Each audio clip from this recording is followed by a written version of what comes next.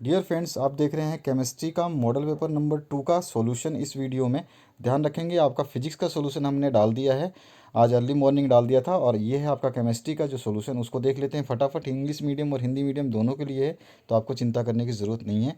पहला है आपका फलक केंद्रित घनीय एकक कोष्ठक यानी एफसीसी में उपस्थित परमाणुओं की संख्या कितनी होती है। The number of atoms in face centred cubic cell. तो इसका आंसर जो होता है आपका 4 होगा। ठीक है, आपको पता भी होगा, आपने पढ़ा भी है एग्ज़ाम जो अभी आपके हाफ ईयरली हुए होंगे उसमें।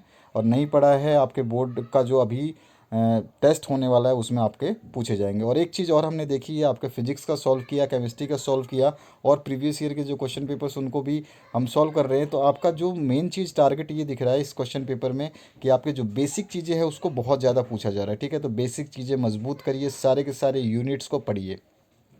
सेकंड जो क्वेश्चन है, number of moles of solute present in 1 litre of solution is called. तो मोलैरिटी कहलाती है। आरबीएससी मॉडल पेपर 2021 के लिए जो जारी किए गए हैं राजस्थान बोर्ड के, तो उसमें भी ये क्वेश्चन आया हुआ है। उसके बाद में अगर हम बात करें इसी का हिंदी वर्जन, तो यहाँ पर 1 लीटर है, ये लिप्टर नहीं है। 1 लीटर विलियन में उपस्थित विलय के मोलों की संख्या को मोलरता कहते हैं। इसके बाद में question number 3, example of strong electrolyte is. तो example of strong electrolyte is hydrochloric acid, जिसको HCl भी आप बोलते हैं बहुत ही आराम से। ठीक है, स्ट्रॉन्गेस्ट जो है इलेक्ट्रोलाइट है। इसके बाद में अगर हम फोर्थ क्वेश्चन की बात करें, the process in which the substance gain electron is. तो मतलब किसी आपको जो इलेक्ट्रॉन को ग्रहण करता है कोई भी पदार्थ, तो वो क्या कहलाता है, तो रिडक्शन होता है। जब भी इलेक्ट्रॉन ग्रहण करेगा तो अवकरण होगा। ठीक है, उसके बाद में अगर हम बात करें फिफ्थ क्वेश्चन की, तो how much charge is required for the reduction of 1 mole Cu2 plus ion to Cu। तो Cu2 प्लस आयन से Cu बनाएंगे, तो आपको पता है इसका फॉर्मूला क्या होता है रिडक्शन का, तो N इंटू एफ। एफ क्या है, फेराड है। तो आपका इसकी जो कांस्टेंट वैल्यू होती है 96487 होती है। इसको जनरली हम 96,500 मानते हैं, 96500। इसको हम इतना राउंड फिगर में लेके चलते हैं। तो आपके पास 2 एटम है, इससे मल्टीप्लाई करेंगे तो ए ऑप्शन आपका करेक्ट हो जाएगा। ठीक है, एक्चुअल वैल्यू ये होती है जो मैंने अभी आपको दिखा रखा है स्क्रीन पे। इसके बाद में अगर हम बात करें सिक्स्थ क्वेश्चन की, order of the reaction having the law expression.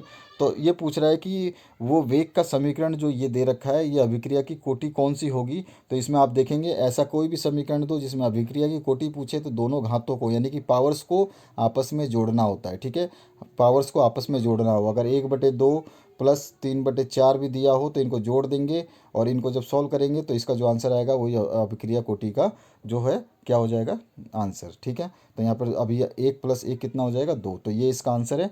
इसके आगे की बात करें अगर हम नेक्स्ट क्वेश्चन की, तो unit of rate constant of zero order reaction. Zero order reaction का जो है वेग स्थिरांक का मात्रक जो है, देखिए मैंने बताया कि मात्रक बार बार पूछा जा रहा है, तो मात्रक को बहुत ध्यान से पढ़ना है आपको। बेसिक चीज़ें नॉलेज में होनी चाहिए ताकि आप कंपटीशन एग्जाम करें तो उसमें भी आपको काम आए।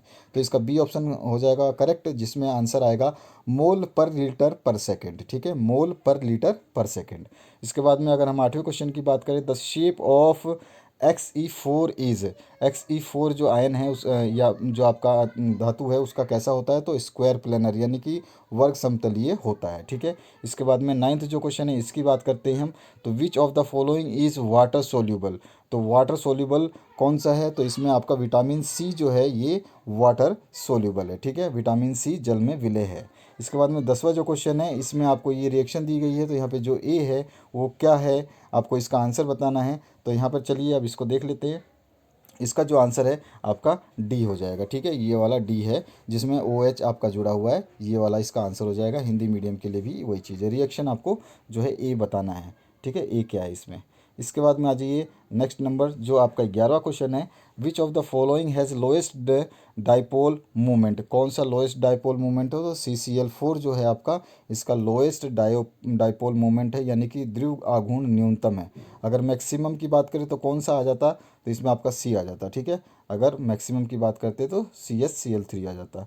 उसके बाद में अगर हम नेक्स्ट 12वां क्वेश्चन बात करें, तो equimolar mixture of HCl and ZnCl2 is known as. तो ल्यूकस रिगरेंट कहलाता है, ये ल्यूकस अभिकर्मक कहलाता है। ठीक है, ये वाला जो है।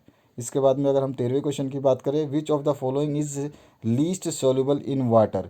तो लीस्ट सोल्यूबल इन वाटर क्या है, H3 CH3 CH2 CH2 CH2 OH, जिसके साथ OH लगा होता है वो सबसे कम घुलनशील होता है। ठीक है, OH ध्यान रखना है आपको, तो लीस्ट न्यूनतम घुलनशील उसकी वैल्यू आ जाएगी। ठीक है, कभी भी आपको ये एक चीज़ ध्यान रखना है, तो आपको आंसर कभी गलत नहीं होगा।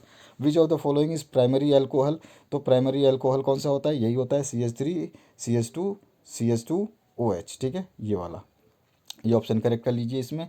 इसके बाद में अगर हम बात करें 15 क्वेश्चन की, प्रोडक्ट ऑफ द रिएक्शन, तो इसका प्रोडक्ट बताना है। जो ये रिएक्शन दे रखी है इसका क्या बनेगा, तो इसका बनेगा CH3 CH2 CH2 I plus CH3 OH। ठीक है, यहाँ पर हिंदी मीडियम के लिए भी वही चीज़ है कि अभिक्रिया का उत्पाद क्या बनेगा, तो यही बनेगा, बी ऑप्शन आपका करेक्ट हो जाएगा। ठीक है, इसके आगे चलते हैं हम नेक्स्ट क्वेश्चन पे। 16वां क्वेश्चन जो पूछा गया है, इसमें क्या है, आपको फिर से प्रोडक्ट बनाना है, तो आपको ए बताना है कि ए क्या है, तो ए का आंसर आ जाएगा बी, ये आपका।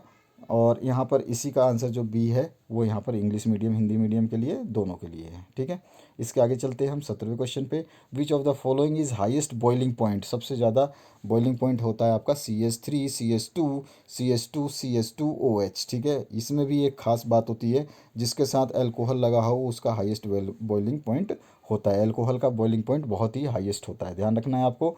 तो OH, ये जो ट्रिक बता रहा हूँ इसको आपको ध्यान रखनी है। इसके बाद में अगर हम बात करें 18वां जो क्वेश्चन है, तो इसमें पूछा गया है ए प्रोडक्ट क्या होगा, तो ए प्रोडक्ट जो है ये आपका सी ऑप्शन होगा, सी ऑप्शन आपका ए प्रोडक्ट होगा। ठीक है, आपने अभी तक प्रैक्टिस करी होगी, आपको आइडिया लग गया होगा। उसके बाद में अगर हम बात करें यहाँ पर इस रिएक्शन में ए प्रोडक्ट क्या होगा, तो ए प्रोडक्ट जो है आपका, ये आपका NH2 वाला जो है ऑप्शन, ये वाला हो जाएगा। ठीक है, ए ऑप्शन करेक्ट हो जाएगा। उसके बाद में 20वां जो क्वेश्चन है, which of the following is tertiary amine, तो त्रियक जो एमाइन है वो कौन सा है, तो C3H5 होल ट्राइस N, जो ये डी ऑप्शन है ये आपका इसका करेक्ट है। इसके बाद फिलिप्स के क्वेश्चन हैं उसको देख लेते हैं। तो फिलिप्स में आपका पहला है, कोलाइडी कणों के टेढ़ी मेढ़ी गति को ब्राउनी गति कहते हैं। ठीक है, उसके बाद में the phenomena of zig zag motion of colloidal particle is known as brownie movement. इसके बाद में 22वां जो क्वेश्चन है, खनिजों से संबंध अशुद्धियों को गैंग कहते हैं या विधातु कहते हैं। आप हिंदी में जैसे भी लिखना चाहें, गैंग भी लिख सकते हैं तो भी सही है, और विधातु लिखेंगे तो भी सही है। अगर इंग्लिश वर्जन में तो इसको गैंग लिख देना है। ठीक है, उसके बाद में हैलोजन जो परिवर्तनशील ऑक्सीकरण अवस्था प्रदर्शित नहीं करता, तो एक ही हैलोजन है, कौन सा है, वो फ्लोरीन है। ठीक है, एफ से डिनोट कर सकते हैं इसको, कैपिटल एफ से। तो fluorine is the halogen which does not show the variable oxidation states.